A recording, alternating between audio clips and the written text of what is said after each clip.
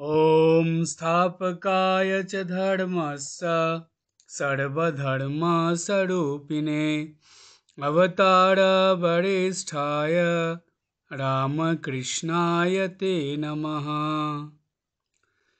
আজ একটি বিশেষ দিন। আজ শ্রাবণ পূর্ণিমা বা রাখি পূর্ণিমার দিন।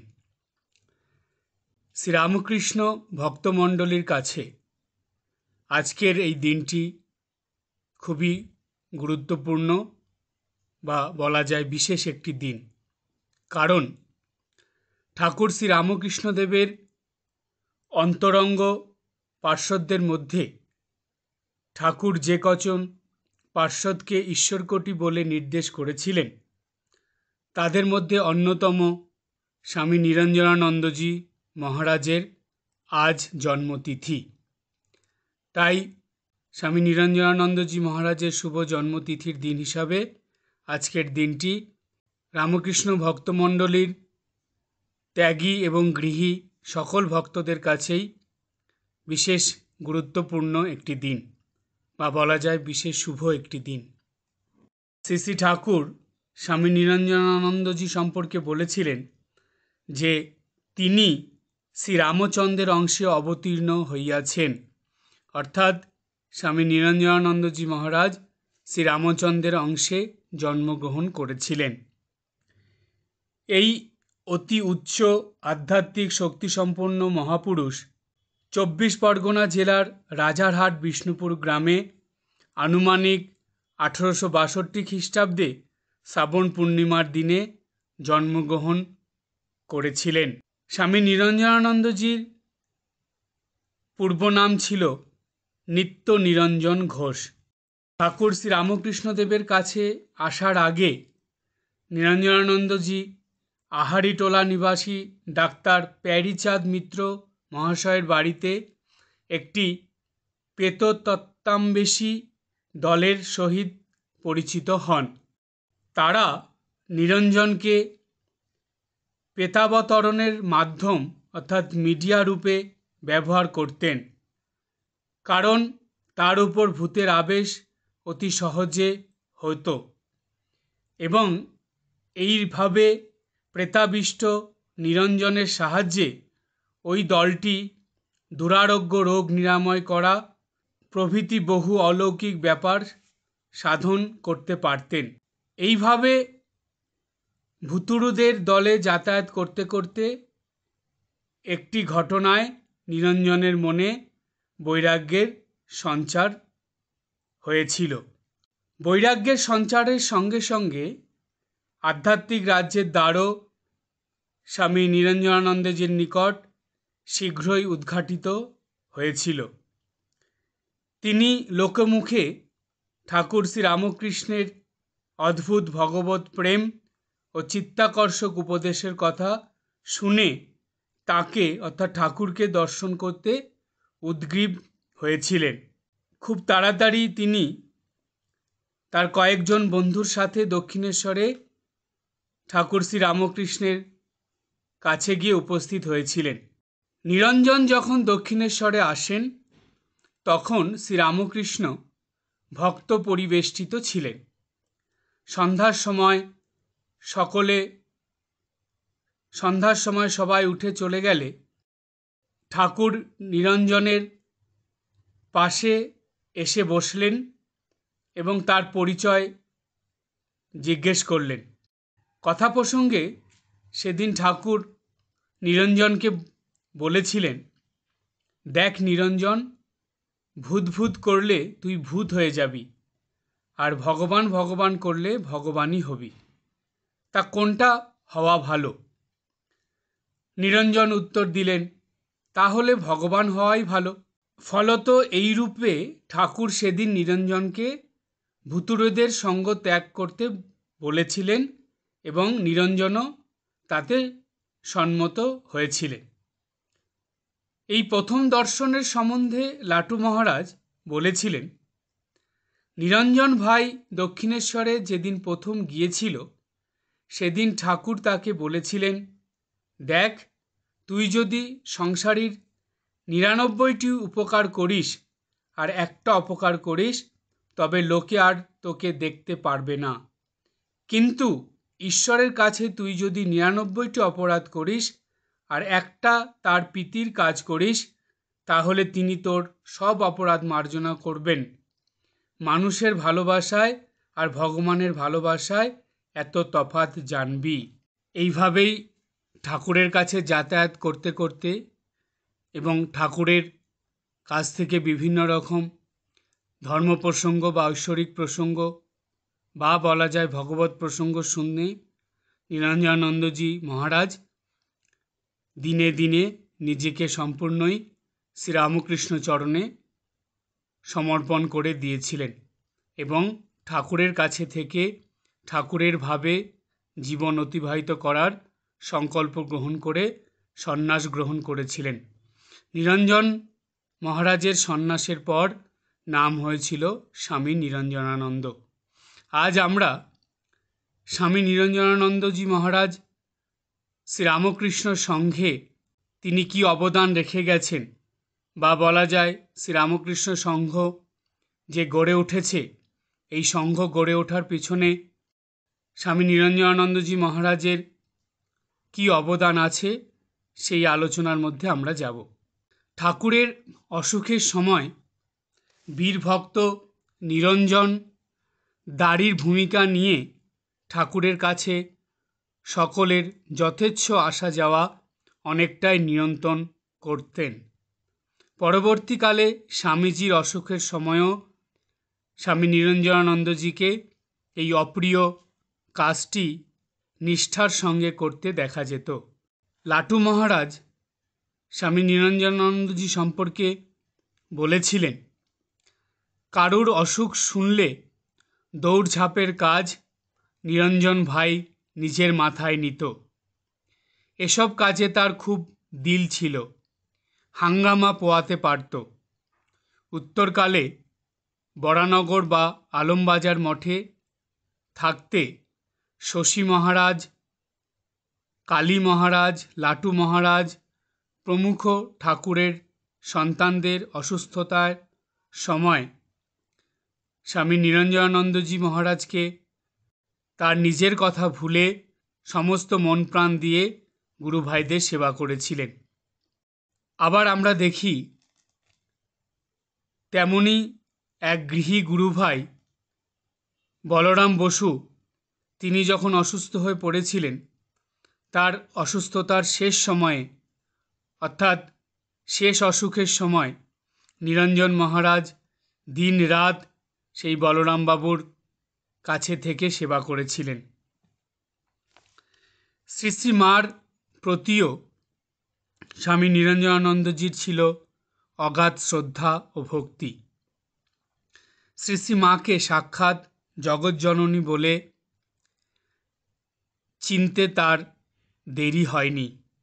আর এই উপলব্ধ সত্যকে সর্বসমক্ষে মুক্তকণ্ঠে প্রচার করতে নিরঞ্জনানন্দজি বিন্দুমাত্র দ্বিধাও করেননি। ঠাকুরের অদর্শনের পর শ্রী শ্রী মাই ছিলেন নিরঞ্জনানন্দজির একমাত্র আশ্রয়স্থল। তিনি অনেককে এই আশ্রয়স্থলের সন্ধান দিয়েছিলেন। মা যে কেবলমাত্র গুরুপত্নী হিসাবে শ্রদ্ধেয় নন, তিনি যে জগৎজননী আদ্যাশক্তি রূপেই উপাস্যা, এই কথাটি নিরঞ্জনানন্দই সর্বপ্রথম সর্বসমক্ষে প্রচার করেছিলেন। স্বামীজি 1894 সালে প্রিয় ভ্রাতা স্বামী শিবানন্দজিকে আমেরিকা থেকে এক পত্রে লিখেছিলেন, রামকৃষ্ণ পরমহংস ঈশ্বর ছিলেন কি মানুষ ছিলেন, যা হয় বলো দাদা, কিন্তু যার মার উপর ভক্তি নেই তাকে ধিক্কার দিও। নিরঞ্জন লাঠিবাজি করে, কিন্তু তার মায়ের উপর বড় ভক্তি, তার লাঠি হজম হয়ে যায়। স্বামীজি যখন এই চিঠি লিখেছিলেন, তখন শ্রী শ্রী মাকে কজন বা ঠিক ঠিক চিনতে পেরেছিল। পরিচিত মহলে মা তখনও গুরুপত্নী হিসাবে সম্মানিতা মাত্র। অন্তরঙ্গ ত্যাগী সন্তানরাও তাদের অন্তরের ভাবকে তখনও পর্যন্ত বাইরে কারো কাছে প্রকাশ্যে বলতেন না বা প্রচার করতেন না। এইসব দিনেও স্বামী নিরঞ্জনানন্দ মাতৃমহিমা প্রচারে সোচ্চার থেকে গুরুদায়িত্ব পালন করেছিলেন। মঠ ও মিশনের কোনো বিশেষ পদাধিকারী তিনি কখনোই ছিলেন না, কোনো আশ্রম প্রতিষ্ঠাও তিনি করেননি, কিন্তু শ্রী ঠাকুরের ভাব প্রচার করেছেন অত্যন্ত সহজ সাবলীলভাবে। পরিব্রজ্যার অঙ্গ হিসাবে তার ত্যাগ তপস্যাপূত জীবন সবাইকে খুবই আকৃষ্ট করত। স্বামী নিরঞ্জনানন্দের অল্পায়ু জীবনে আমরা দেখি তিনি ঠাকুরের ভাব প্রচার করে সংঘের আদর্শকে সর্বসমক্ষে তুলে ধরেছিলেন। তপস্যারত মুক্ত জীবনের অমোঘ আকর্ষণে অন্যান্য গুরুভাইদের মতো তিনিও হরিদ্বার, কাশী, দক্ষিণ ভারত, সিংহল, মাদ্রাজ প্রভৃতি স্থানে পর্যটনে বেরিয়েছিলেন। যখন যেখানেই গেছেন সর্বত্র বহু লোকের সঙ্গে মিশেছিলেন এবং ঘরোয়া পরিবেশে সহজ সরল ভাষায় শ্রী ঠাকুরের স্বামীজির কথা শুনিয়েছিলেন। যারা তার সংস্পর্শে এসেছেন তারা সকলেই তার ত্যাগদীপ্ত আদর্শ সন্ন্যাস জীবন দেখে অনুপ্রাণিত হয়েছিলেন। নিদর্শনস্বরূপ বলা যায়, কাশীতে যখন ছিলেন কেদারনাথ, চারুচন্দ্র প্রমুখ যুবকবৃন্দকে নিরঞ্জনানন্দজি অধ্যাত্ম বিষয়ে খুবই অনুপ্রেরণা দান করেছিলেন। সেখানে কেদারনাথের বাড়িতে আয়োজিত ঘরোয়া সভাতে নিরঞ্জনানন্দজি উপস্থিত হয়ে তার স্বভাবসুলভ সরল ভাষায় শ্রীরামকৃষ্ণের গুণকীর্তন করে ভক্তজনকে তার ভাবমাধুর্যে মুগ্ধ করেছিলেন এবং শ্রীরামকৃষ্ণের জন্মতিথিতে সেখানে স্বহস্তে পূজাদি করে সবাইকে কৃতার্থ করেছিলেন। এই কেদারনাথই স্বামী নিরঞ্জনানন্দের ত্যাগ বৈরাগ্যদীপ্ত জীবনের সংস্পর্শে এসে ত্যাগব্রতে আত্মোৎসর্গ করেন এবং পরে স্বামী অচলানন্দ নামে রামকৃষ্ণ সঙ্ঘে পরিচিত হন। এছাড়া সিংহল, দক্ষিণ ভারত প্রভৃতি স্থানে পরিভ্রমণকালে নিরঞ্জনানন্দজি বহু মানুষকে অনুপ্রাণিত করেছিলেন। তার কাজে সন্তুষ্ট স্বামীজি এক পত্রে লিখেছিলেন, নিরঞ্জন সিংহল প্রভৃতি স্থানে অনেক কর্ম করিয়াছে, কি কাজ করেছেন তা কোথাও সংগৃহীত না থাকায় আমাদের অজানা থেকে গেছে। এটা ঠিক, তবে এটাও সত্য যে সাধুর ভ্রমণ তো কখনো ব্যর্থ হয় না। সেদিক থেকে বলা যায় ঠাকুরের ভাব প্রচারের ক্ষেত্রে স্বামী নিরঞ্জনানন্দজির অবদান কিছু কম নয়।